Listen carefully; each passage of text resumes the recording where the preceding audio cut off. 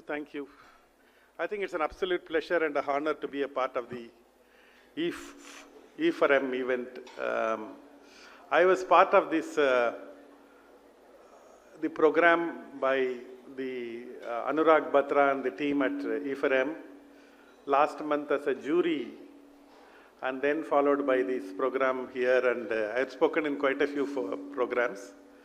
One of the very good thing about E4M, that is the Exchange for Media, is they are one of the few group who really want to spread good quality content and without charging money. In this kind of world, it is very, very rare for either first time to get a good quality content, and many a times good quality content means it will be very costly. They are able to pull a great people together, some extraordinary, I saw in the morning lineup of the speakers, some extraordinary people, and this is going to be followed later. I think the audience are also what you call given a wonderful set of people here. It's an honor to be a part of this Exchange for Media group. Thank you so much for this opportunity. Entrepreneurship is not new to Indians, but scaling is.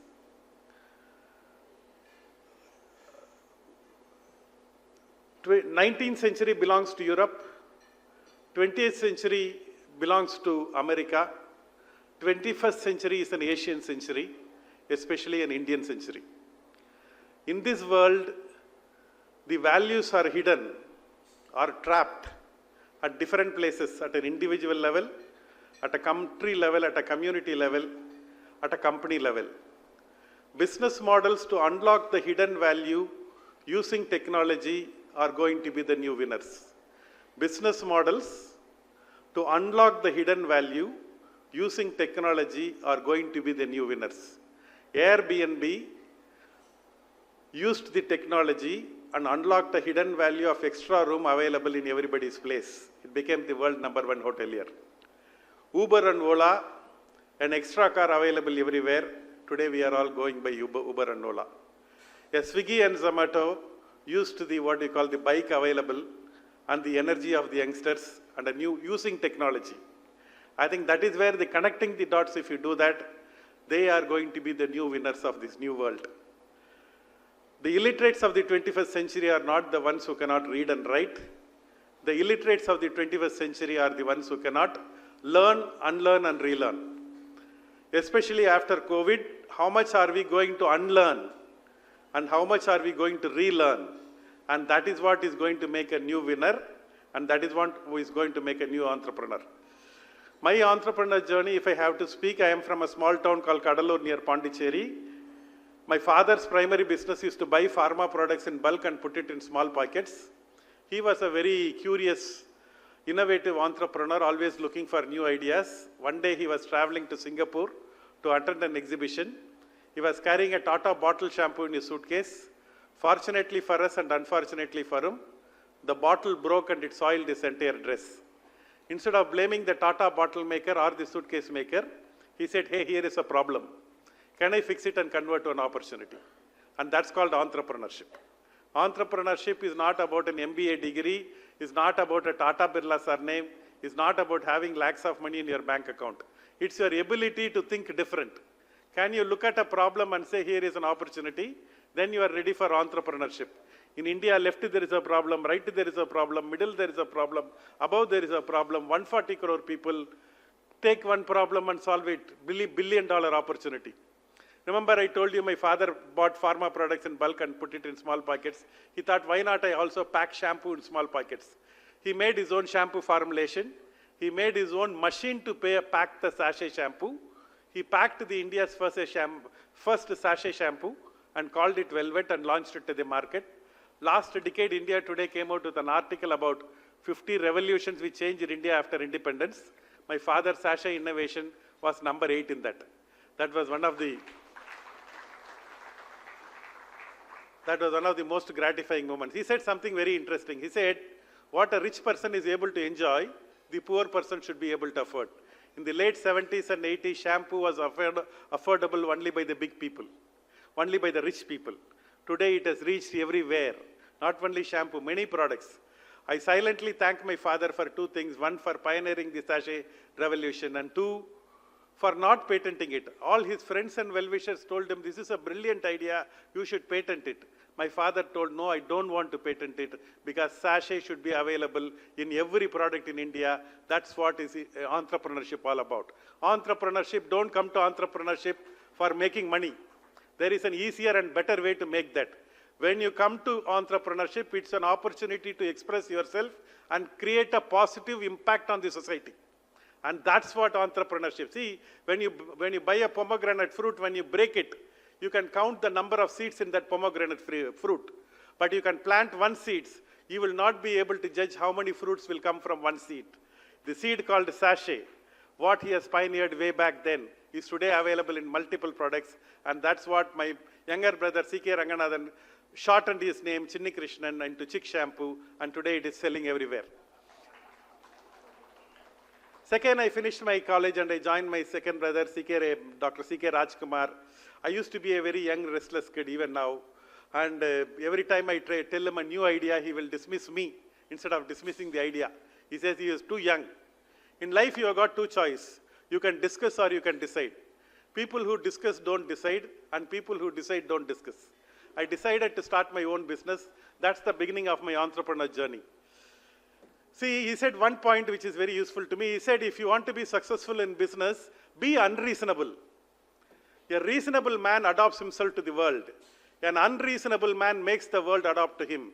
So all the progress in this world is made by unreasonable people, period.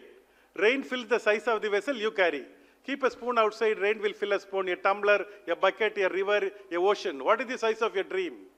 Do you want to make 30,000 rupees, a lakh of rupees a month, 3 lakh? Give job to 100 people, best in Chennai, number 1 in the country, or want to leave a mark in this world? What is the size of your dream? It takes as much time and energy to lead an ordinary life as it takes to lead an extraordinary life. Might as well lead an extraordinary life. There's a beautiful scene in the movie called Pursuit of Happiness. In that, the father, Will Smith, will get a basketball gift to his son. Next day morning, the father and the son will get into the basketball court. This young kid will dribble and try to shoot the ball. The ball will not get into the basket. The father will scream, hey boy, don't try, you need to grow, you come out. And this kid will again dribble. This time he will throw the ball will get into the basket. The father will come into the court and put his arm around the shoulder and tell this little boy, just because the world thinks they cannot, they will tell you you cannot. If you have a dream, go ahead and shoot it. Do not listen to this world. That's the thing what I got from my brother. I want to end it with the topic of the day, which is the PhD of entrepreneurship. I'm not talking about academic PhD. If all entrepreneurs should have this PhD degree, P stands for passion, H stands for hunger, and D stands for discipline.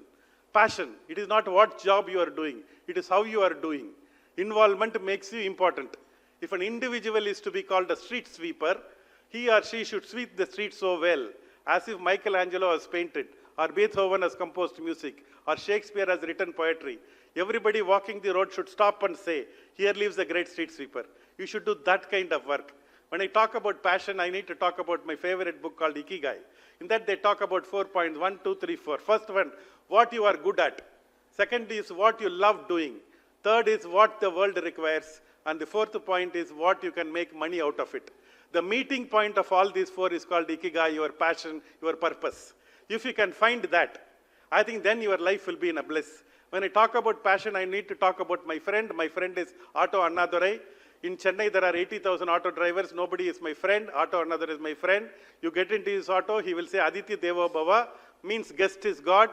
You get into his auto, there will be a spotlessly clean auto, Tamil daily, English daily, Tamil magazine, English magazine, hot water, cold water, juice, tea, coffee.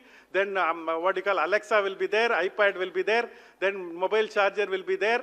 And if it is raining, he will give you an umbrella, half an hour journey in an auto, Annadurai's auto, you will feel like you are transported in a Mercedes-Benz or a BMW.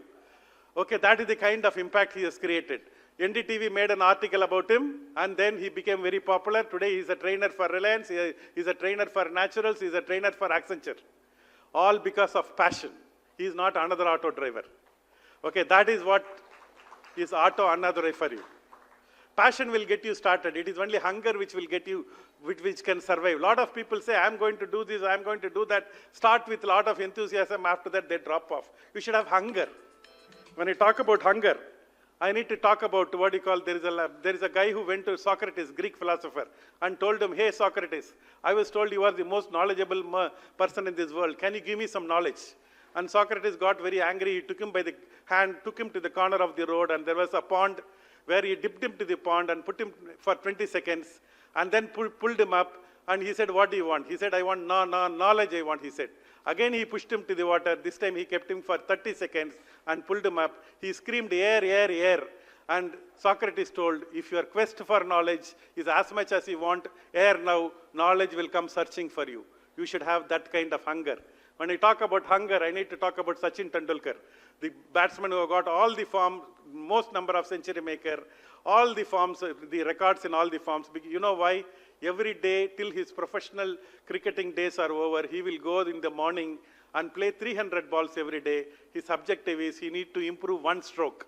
In case he is not able to improve in the morning, he will come again and play in the evening another 300 balls. His day never ended without improving one stroke every day. You should have that kind of hunger if you really have to scale. The last one, which is discipline.